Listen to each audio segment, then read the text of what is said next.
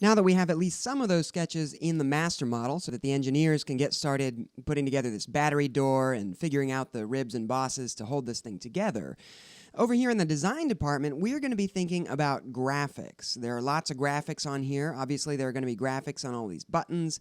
We'll probably have a logo on the back as well.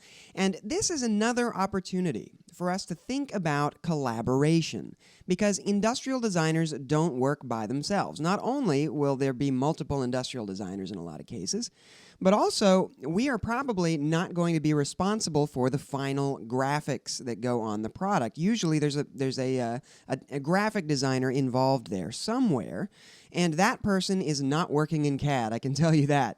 That person is probably going to be working in Illustrator.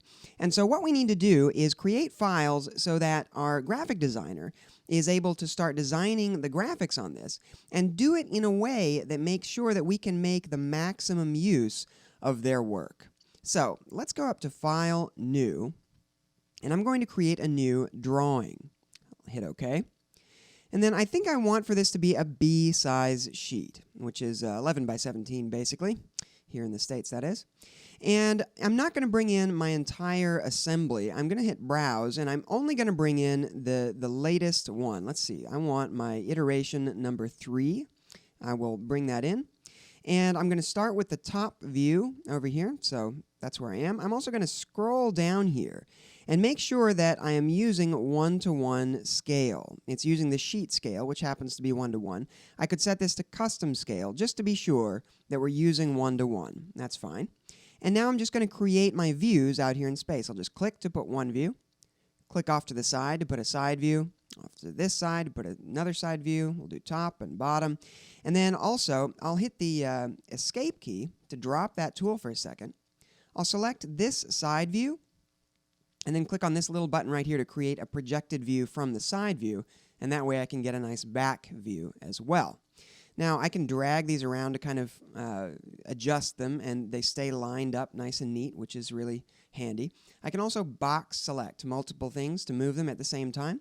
And while they're box selected, I'm also going to right-click on this little dashed border of one of them and go down to Tangent Edge and set Tangent Edges with Font.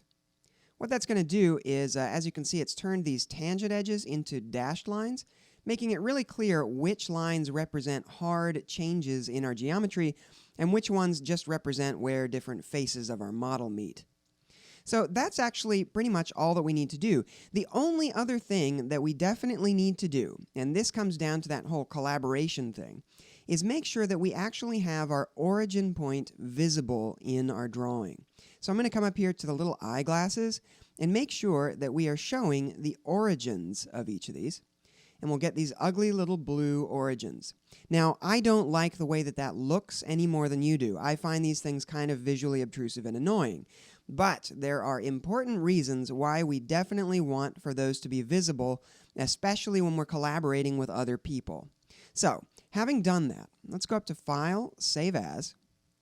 And I'm going to save this as my ID iteration 3. I'll use the same name as the name of the file that's being represented. That way we know at a glance which file is being used here. And then, after that, I'll File, Save As. And this time, instead of a drawing file, I'm going to save this as an Adobe PDF. And I'll save it with the same exact name. We'll hit Save. And this PDF drawing is going to be useful over in Adobe Illustrator, where our graphic designers are going to take over for a little bit. Let's do that.